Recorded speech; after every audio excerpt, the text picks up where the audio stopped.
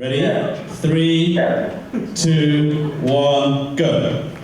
Okay, good. So, hi. so the first slide is actually a slide of what happens when you Google my name, right? And this is a true story, and you get a lot of pictures of me and I'm lounging in the chair where they got that slide from.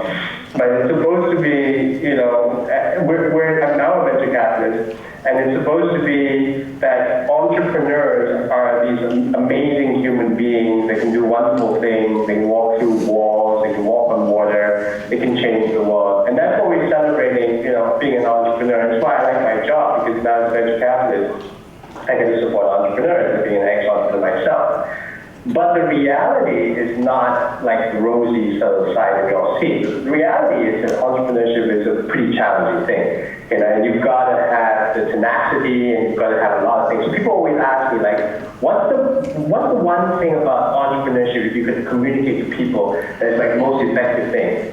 And I always tell people, and this is the point of the presentation, that I refuse to take no for an answer. And I think that's been sort of the mantra that has helped me do a lot of things as an entrepreneur. And refusing to take no for an answer doesn't mean that you just refuse to do it at first. It's not being unreasonable. Is a picture of Hillary Clinton on the screen? Yeah. Yeah, so it's not about being unreasonable, and it's not about things like having a lot of power, because you don't have power as an entrepreneur, you usually have to hustle. So I'm not saying you refuse to take no for an answer for people because you've got the power. What I'm saying is that you have to actually do the following. You refuse to take no for an answer because no is not the answer you want. The beauty about a word no is you get to the actual question that you want to ask people, which is why. Right? You want to get to a no so that you can ask people why. And once you ask people why, you get to the crux of the problem. And that demonstrates curiosity. And people find curiosity very infectious. So, you want to get to a no because no is actually the gateway to actually finding the real reason and the real needs of human beings. And people make this mistake because they think no is like a bad thing. No is actually the gateway. Because what you always have is your preconceived notions of things. It's like self-limiting beliefs, right? You believe that, I can't do this, or I can't start up a television channel. And you've got to remember that the knowledge you had previously is going to impact your curiosity. And you've got to get rid of that as an entrepreneur. Curiosity is very, very important. And this is a motivational piece for you because, if you ever read sales materials, you'll find that people actually say no to you 4 times before you actually get a yes.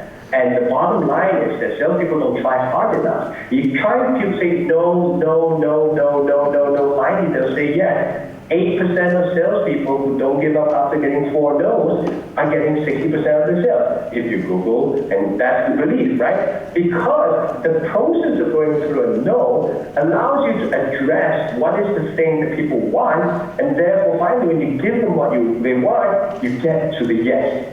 Right? If any computer program is here, and I write in BASIC here because last my program was in BASIC, this is kind of what you do. You get to the no, and you ask why, and you guilt trip them, and then they tell you the reason and say, I'll get back to you.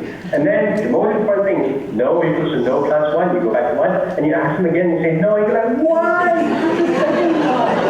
Right? Some people in life, they're so smart, they get to the no immediately, right? So they shortcut the whole process so that at the end of the day, they get to the why. Because the why is actually what you want to get to. You want to get people, and it turns out that people don't like saying no. So they guilt trip them, and then they tell you exactly what's going on. Now, I believe for you to be very effective in what you do, you have to practice this in your daily life. You have to find many, many different opportunities. Just like the organizers who refuse to take no for an answer. When I told them I was having a kid, obviously they succeeded.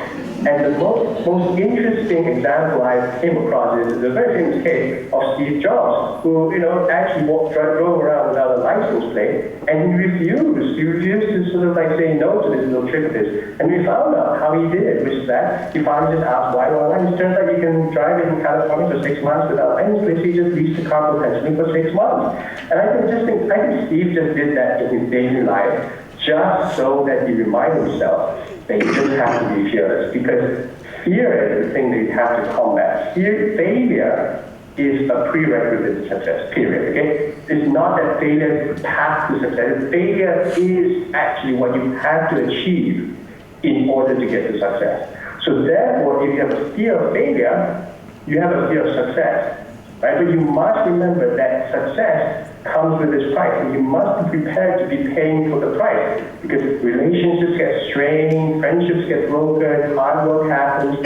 So I always wonder, like, who's the most famous, successful human being, and did he pay that price, right? So Thomas Edison is the guy I like to think about, genius, inventor of the light bulb, right? Age 32 when he did it. Surely did he pay for the price of his success? Let's analyze what was his life stage at that point in time, right? So Thomas Edison, at that point in time when he invented the light bulb, he was born in 1847, he had his first wife in 1871, age of 24. He had 3 kids, 3 young kids when he invented the light bulb, and he had a 1-year-old startup called the Edison Electric Company, which later on became General Electric.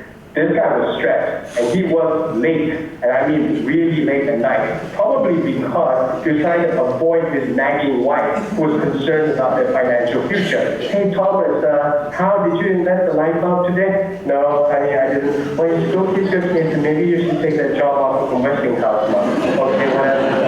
I'm going to work late tomorrow. Because he actually has to pay the price. So all successful people have to pay the price. So the conclusion to me is, you see this box here, where you see yes, no, maybe. Actually, that's the wrong way of thinking about it. Because if you get a yes, most likely people are being polite. If you say maybe, it means that they just don't want to tell you the real answer. You got to get to the no. You got to commit to the guy saying no to you, so you get to say why, and then you get to find out the answer, and then hopefully become a successful entrepreneur. Thank you.